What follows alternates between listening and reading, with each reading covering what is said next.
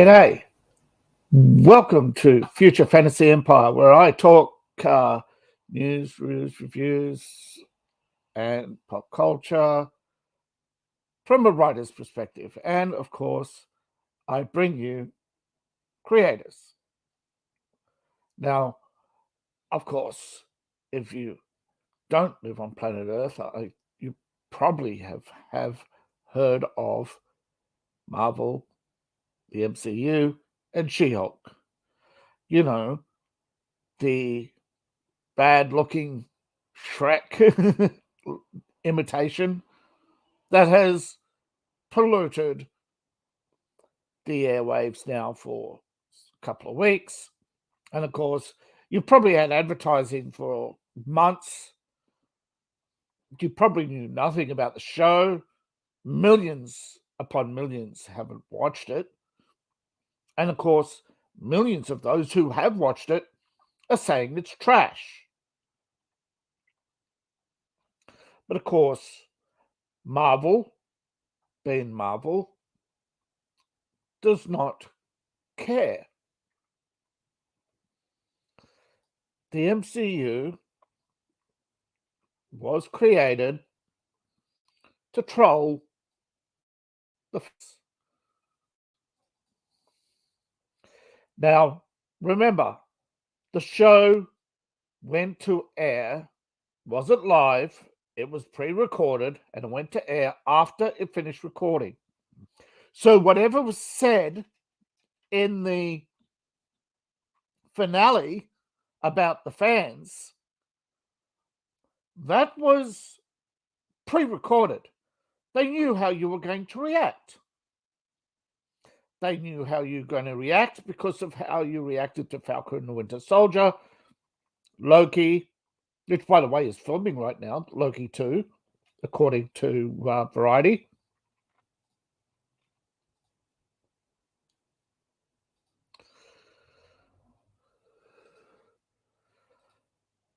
But She-Hulk, well, she's taught us a lesson, hasn't she? She's stunning and brave, right? That's CGI. That guy's talking to nothing. But you already knew that. You're not stupid. You know Discount Shrek. They showed you what she really looks like, what the model looks like, and instead of giving you the model in green, they're giving you lots of expensive CGI. And of course, Kevin Feige's hit the roof about how expensive this show is, but he's doubling down on how toxic this show is. See,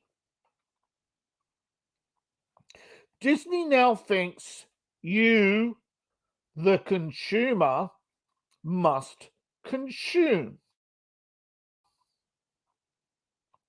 And that Tatiana, that you must be a fan of Tatiana because you're a fan of She-Hulk, and you must be a fan of She-Hulk because you're a fan of the MCU.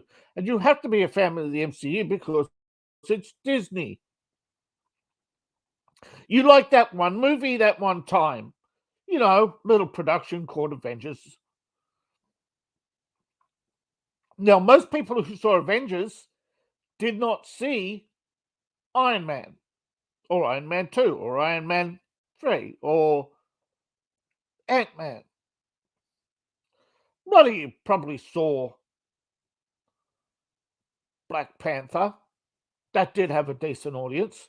Some of you saw Captain Marvel. Allegedly, more of you saw Captain Marvel than was reported. There was entertainment, at least an attempt at entertainment in Captain Marvel, even if there were messaging. But She-Hulk is all about the message. Body positivity, masculinity is toxin, obsession with women's bodies, and, of course, relentless taunting of men, the hookup culture of middle-aged suburban women. And, of course, when the fans saw the first show, apparently they were mean, toxic trolls, recalls Kate Corbello in a post-finale Zoom. And she was irritated because you're the troll. You're not consuming, you're not obeying, therefore you're a troll. See, a troll is not an angry fan. An angry fan is an angry fan. If fans were angry, it means they still cared.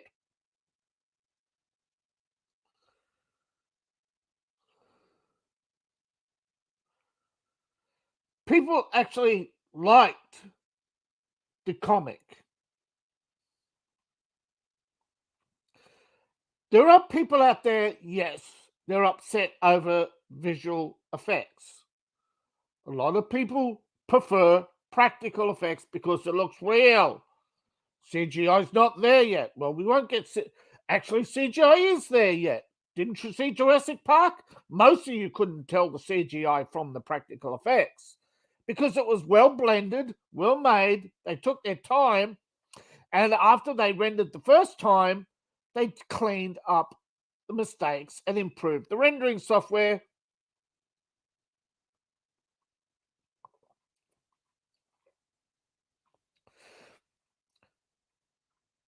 Everything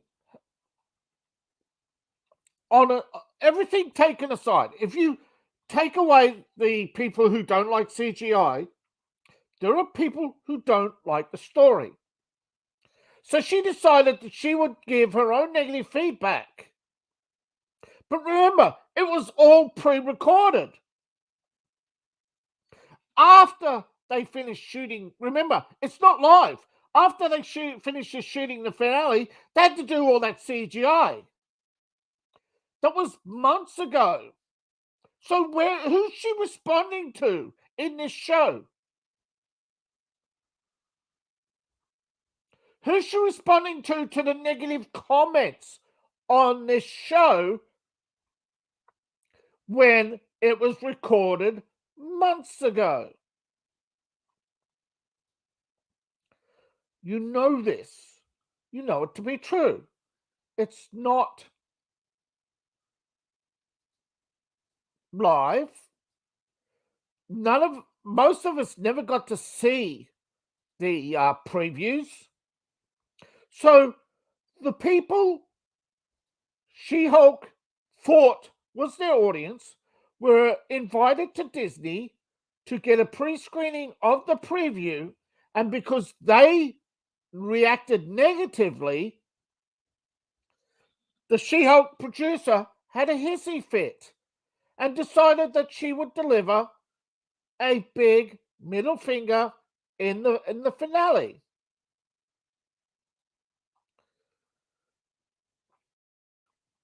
And they said they had loved every minute. Of course they did. They're getting paid millions of dollars to trash you.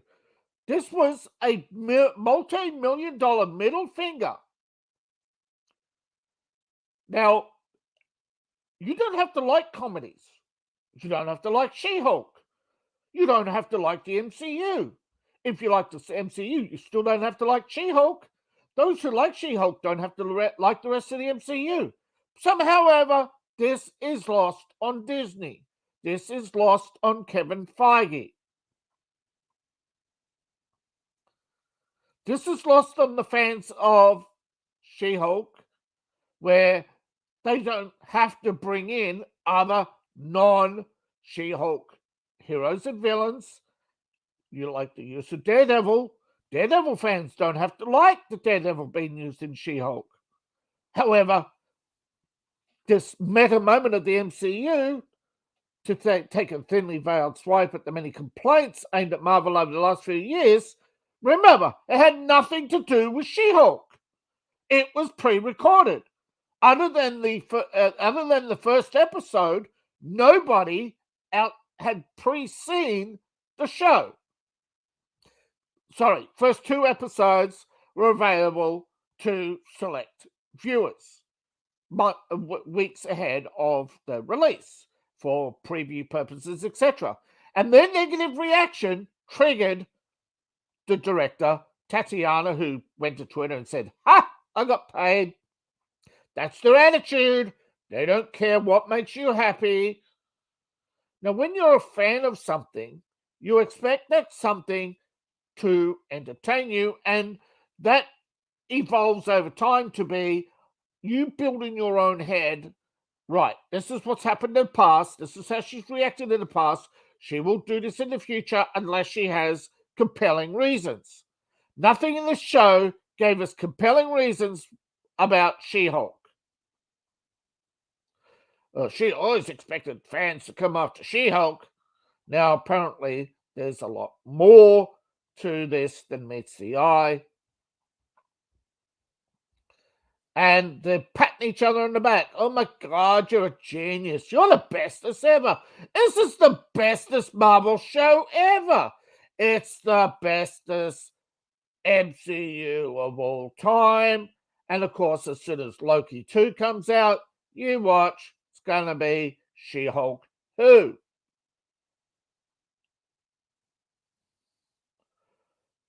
Now, I told you, from a writing perspective, the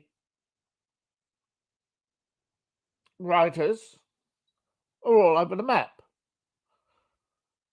They didn't even show the episodes in the right order. I think 2 and was it 2 and 4 or 3 and 5 were swapped around? I think both, actually. They swapped the episodes around to purposely troll you. So you could say, "Wait a minute, why is one in court?" And then say, "Hey, to say, hey, later on you see Wong and you go, hey, isn't he in court or isn't he in trouble or something?" And then it's like, no, you're not following the story. They deliberately trolled you. They showed you the episodes out of order to confuse you. And then when you ask questions, they say you're not smart enough, you just don't get it. And then, you get the condescending. It's nuanced. Nuanced is the crap wine tasters. They take a swig, swill it around, spit some of it out, and then go, "Oh, this was going on the sunny side of the hill. A slightly earthy taste with a little bit of mushroom and a hint of plum." I can read wine cards too, because growers put out their cards and they write their own reviews, because wine tasters are, by the 5th or 6th taste, barely can hold it together. But this is what passes now, not just for entertainment or reviews. This is what passes for media reporting. They don't report. They sit down and they say, instead of asking the questions, they just sit down and say, the questions and answers all prepared. The reviewer reads off the approved questions, because Disney does not allow hard questions. They won't do interviews unless it's controlled by them. But to call She-Hulk crap is an understatement. This is a deliberate attack on you for liking something, and then when you're not presented that something, you don't obey. You didn't obey Disney, so they clutch their pearls. And so, because you didn't obey and consume, they are upset with you. As a creator, you are not entitled to an audience. And when you buy somebody else's creation, you are not entitled to their fans. This is an amazing concept, but you're not entitled to the goods and services of others. And that service includes what they like and don't like. You are there, particularly as an entertainer, or not to be a politician, not to lecture the audience on morality. Don't wait a minute. These millennials, they mock the 1950s. However, I'd like to point something out. In the 1950s and 60s, they had TV shows, particularly called after-school specials. They continued on to the 80s, like Saved with the Bell, where they would disguise morality tales for children as so-called entertainment. People mostly forget them. Most of them, Leave It to Beaver, probably is the only one that really stands out and is really remembered. The Brady Bunch once was the most popular TV show of all time. They're gone now. But these moralizing, pontificating, self-righteous, condescending,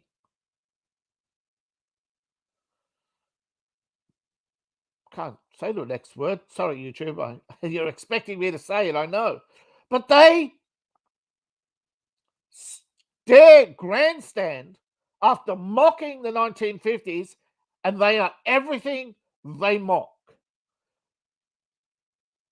They attack you because you don't like them.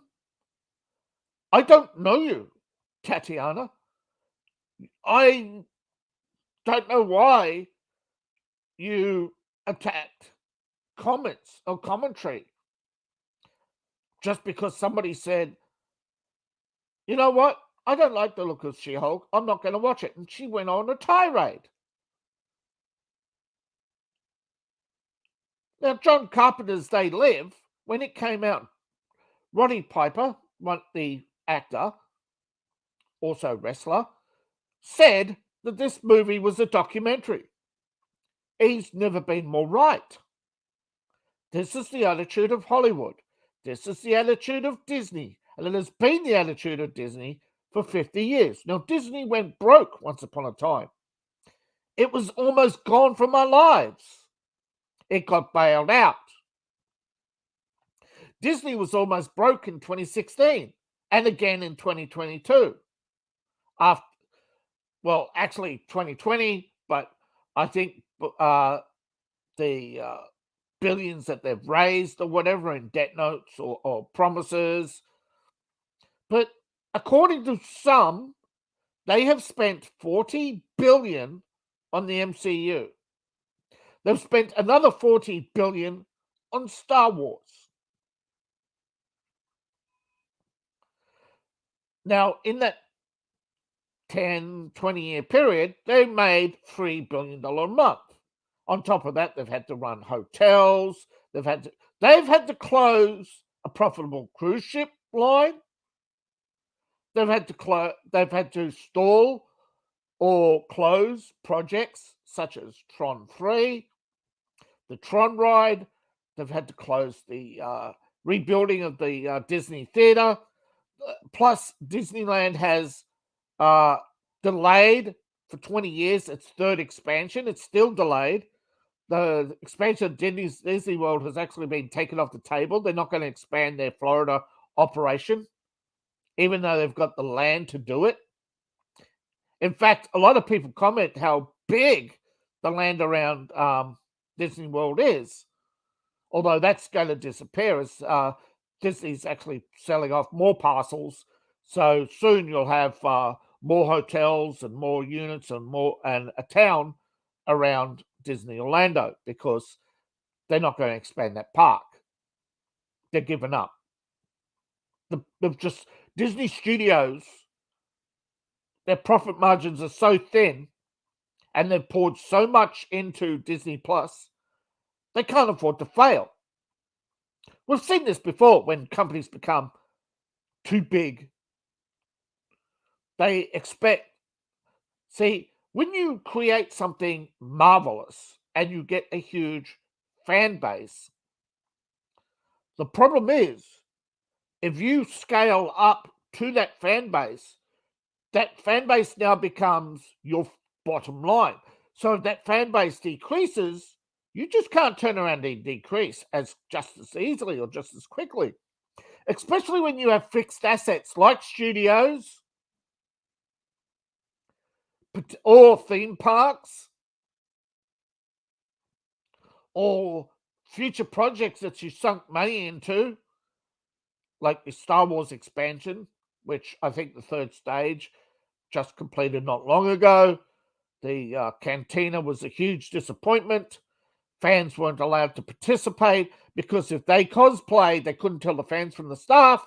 And yet, a lot of people said it was quite easy to just say, why are you selling us costumes that we can't wear? And of course, this is the same with the MCU. Where's the MCU in all this? Why the MCU fans are saying, why you produce the MCU product, then you pivot to a Star Wars product? Where's all the others? See, they're fans of Disney Princess. They're fans of a lot of IPs. Cars. What happened to the Plane spin-off? What happened to the, not just the Cars universe, but what happened to the Pixar universe? Why haven't you... See, there was not long before the MCU started, Pixar was on top. What happened to all the Blue Sky projects? Well, they were cancelled so they could fund She-Hulk. Now, a little inside tip. If you're producing a TV show or just producing a cover for your book, don't order a cover and if you don't like it, don't order another, and then order another and order another, because you're not going to be charged for one cover. You're going to be charged for each cover you order. What you do is you ask for a concept art for a sketch. It may cost you only $5. It may cost you $20. It's a lot cheaper than paying for the full cover. Now, the MCU, however, on the other hand, when they asked for She-Hulk, they asked for a whole bunch of characters to be made that never got shown. They asked for multiple changes to be made, but they didn't ask for the concept art. They asked for the full rendering. And then while they were halfway through the show, they didn't like the fact that She-Hulk's butt was a bit flat. Wait a minute, I thought we're the toxic fans who are obsessed with female bodies. You're the one who wanted to put more booty on a fictional character because she's known for her booty. Well, shouldn't you fix that in pre-production? Shouldn't you have had in pre-production all that art ready? Shouldn't you have an agreed standard? Shouldn't the CGI and studios have an agreed standard, and if they can't meet it, they either increase the budget? But apparently half the MCU budget's gone on CGI, and most of that CGI has not come to the big screen. Apparently there's 6 or 7 Captain Marvels. Apparently they've spent some of their CGI budget creating alternative looks, like what would Ryan Gosling look like as Wolverine? What would Hugh Jackman Wolverine look like? How can we change it to get that 25% difference so that we don't have to pay any royalties to the original artists?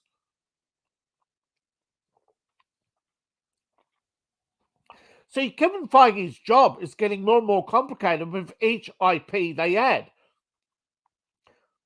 See, Marvel isn't one IP. Marvel owes people. Some of them have been paid, some of them have been paid a pittance. I think, not to be quoted on this, but I think the She-Hulk creator only got $1,000 or something. Here's your contribution, less our contribution. That's how that works. But because it was undisclosed, it could actually be as much as $1 million, as low as $1,000. Rumors are abound, however, and Kevin Feige said that there's only one thing he doesn't like about She-Hulk. Yeah, we know what that he doesn't like about She-Hulk.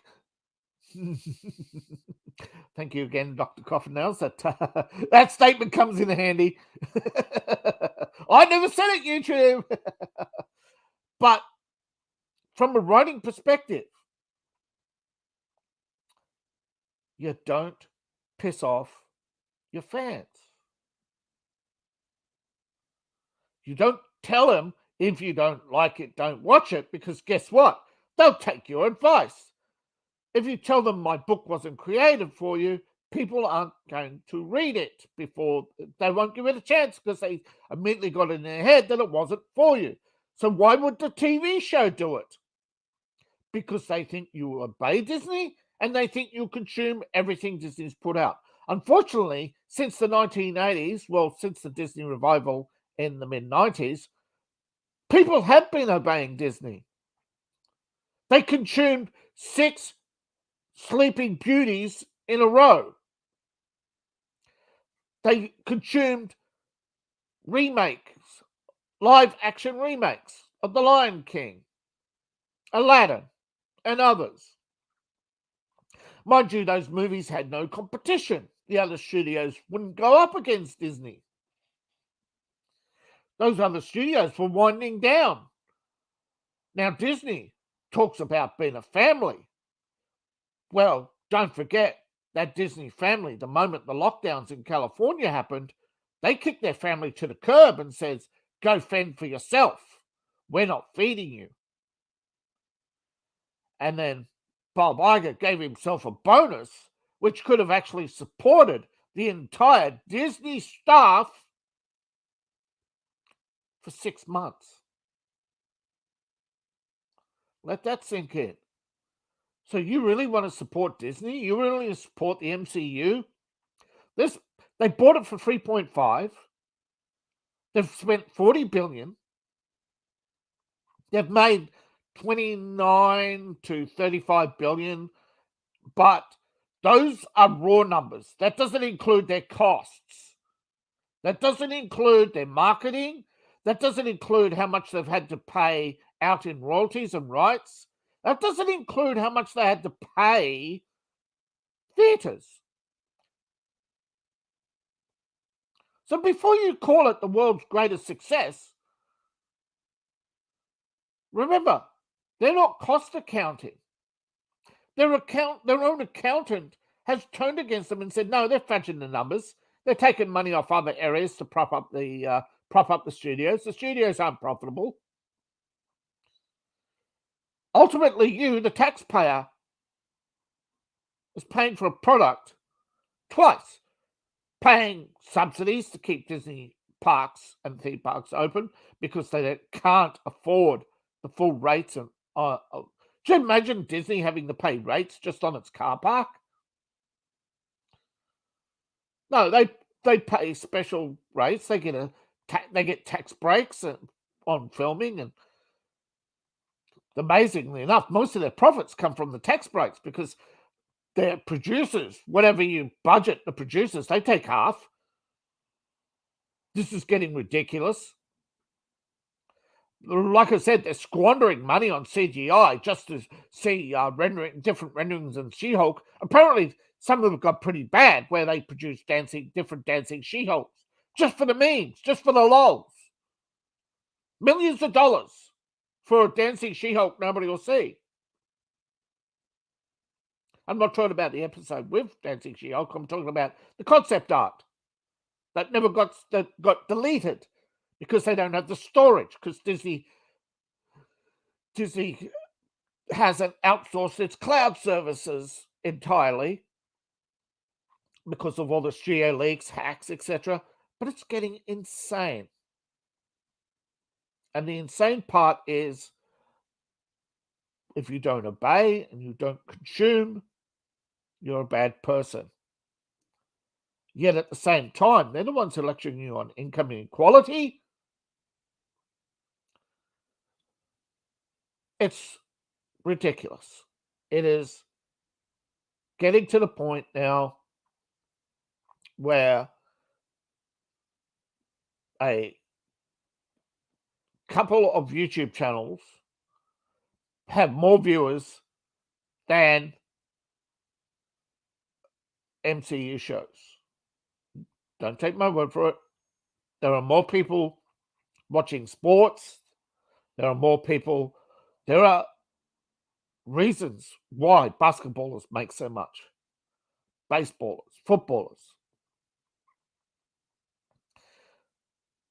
Our culture has been hijacked and rebranded, repurposed, and remarketed, and anybody trying to create a new IP, well, unless you've got something that can market lots of toys, theme park rides,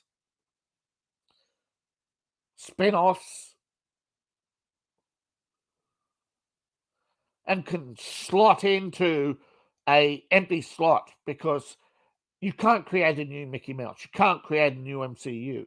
You can't create a replacement for Harry Potter. You have to create something that will move in beside existing IPs. Once upon a time, once Harry Potter was over, they were looking for the next Harry Potter or the next whatever. And studios were better when they were lean and hungrier, because they had no content for the fans, because they were dependent on the fans. They're no longer dependent on the fans. 70% of their revenue comes from the rest of the world. They don't care what you think anymore. Well, as the world's economy crumbles around them, they're going to come back running back. Are you going to welcome with their open arms or not? Thank you for listening. Please like, share, subscribe, and all that fun stuff. Hit the notification bell so you don't miss a thing. Give us your comments below. Do you think the MCU's done, or you think it's going to survive the global economic collapse, or you don't think there's a global economic collapse? Now, of course, if you'd like to support the channel, my links are in the description below. Thank you all for coming. Thank you, Dr. Coffernails, for your time. And I shall see you all on the other side. Well,